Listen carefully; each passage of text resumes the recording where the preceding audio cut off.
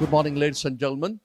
As I stand before this August gathering, let me congratulate Team Brainfeed for having come to honor all of you. And please give them a big round of applause. First, my earlier speakers have spoken at length about how the women have gone through and how they are succeeding at present. As an educationalist, as a teacher, as a house master, as a principal, as an advisor now, a lot of things that come to my mind when I look back the journey that I've traveled.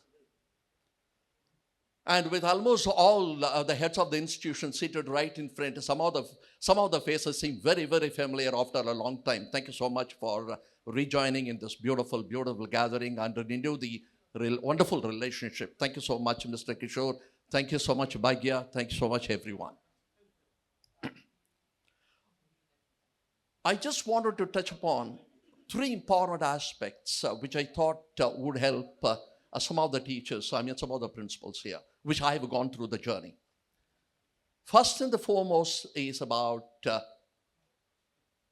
let us create students who are problem solvers. If you could recall, a set of students are always very fragile. The moment when we wanted to throw any problem to them, even in the class, very few hands go up. Where do we falter as teacher? Or where do we falter as head of the institution? Are we not giving equal opportunity to our children so that everybody can really raise the hand so well as that of the picture given in one of the finest books of Mr. Narayana Murthy, Better India, Better World. The very cover itself is quite interesting and quite encouraging. If you haven't read, please read this book. I'll come to that about why I'm talking about this particular book. Because in this particular book, the founder, Mr. Narayana Swami himself has written, Narayana Murthy has written very clearly, if I were the principal of a higher secondary school, in page number 125, I want everyone to please read what are his views on education and how he wanted the school to be. This is on problem solving. And the second is all about communication. Today, you are ruled by the communication. The moment we just start addressing yourself, or the moment when you want to introduce yourself, people would like to know what you have in your mind that could be said only through an effective communication. So my appeal to all of you, please create a condition or a system which could be able to make everyone very communicative. Let children be the winners as far as the communication is concerned, because communication solves many problems.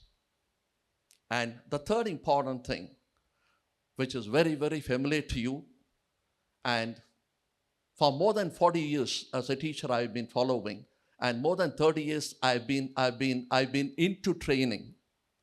One of the greatest stakeholders, important stakeholders, the teachers. My dear friends, when I joined in Lawrence School, Lovedale, my good friend Mr. Kishore, my former colleague of Lawrence, is seated here, and we had a wonderful journey at Lawrence School, Lovedale. When I was just talking about some of the big schools, Lawrence School Lovedale, Lawrence School Sanawar, Delhi College Indore, or India School Gwalior, or Doon School Dehradun. Why? Time and again. All these schools are rated very high, even today in the world, or in the country, is the reason, the way that they train the teachers. Probably Mr. Kishore would endorse me. I was told by Mr. Bhatnagar, my headmaster, he said, when we are talking about different definitions of the school, he said, a school is one, a good school is one, where a spinster or a bachelor joins as a teacher and retires as a grandfather or the grandmother. Nothing more, nothing less.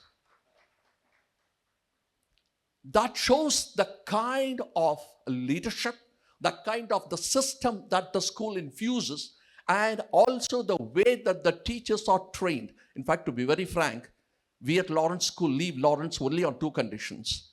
Number one, As I said, either you become a grandfather or a grandmother, or in between you go as heading the institution.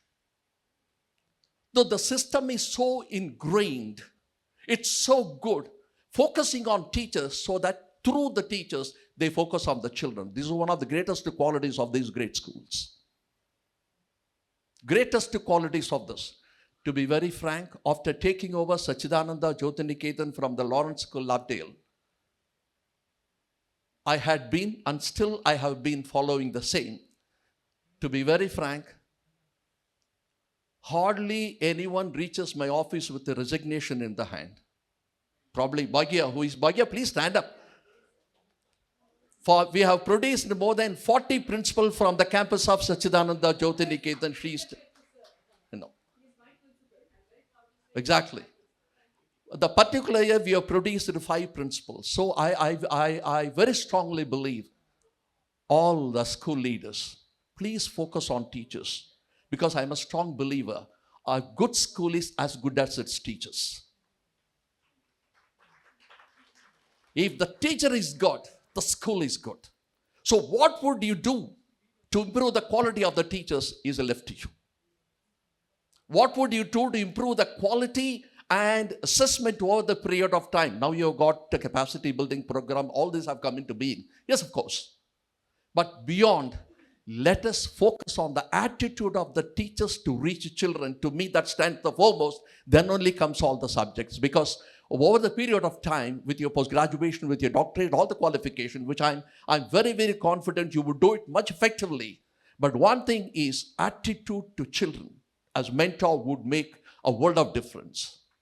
And any system that would take care of producing teachers to principals, and through again the principal becoming producing better teachers, and through the schools are becoming one of the topmost, possibly we as teachers will have all served a better results in earlier and the days to come.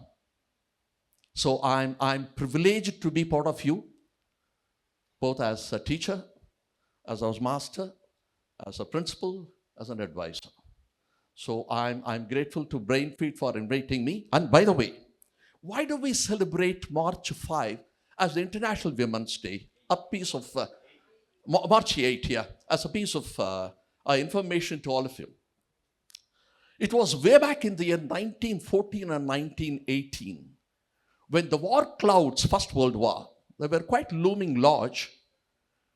It was equally looming large at one particular place in Russia, I'm talking about the country, along with that, the Bolshevik Revolution. Some of those who know about the history would also agree with me. It was in those years, the women struggled a lot to meet both the ends, both at home as well as managing everything. Everything was rationalized. Even today, when there is a war, the first thing is they will start rationing things. So the women started only 2 things. They wanted peace, they wanted bread, and nothing else. So in the year 1917, on 8th of March, in those days we call it the February Revolution, March 8th, the women all over, they started putting on the red t-shirt and started getting onto the roads and started demanding the rights with the placard, we want the peace as well as the bread. But since then, your journey has been very, very strong in all the fields. And from then on, March 8th has been declared as the Women's Day. But from 1977, the United Nations has come forward, seeing the importance of the women power emerging very strongly. They have started declaring as International Women's Day. To all the beautiful women in the world, greetings and have a wonderful days ahead. Thank you so much for inviting. It's a great honor. Thanks.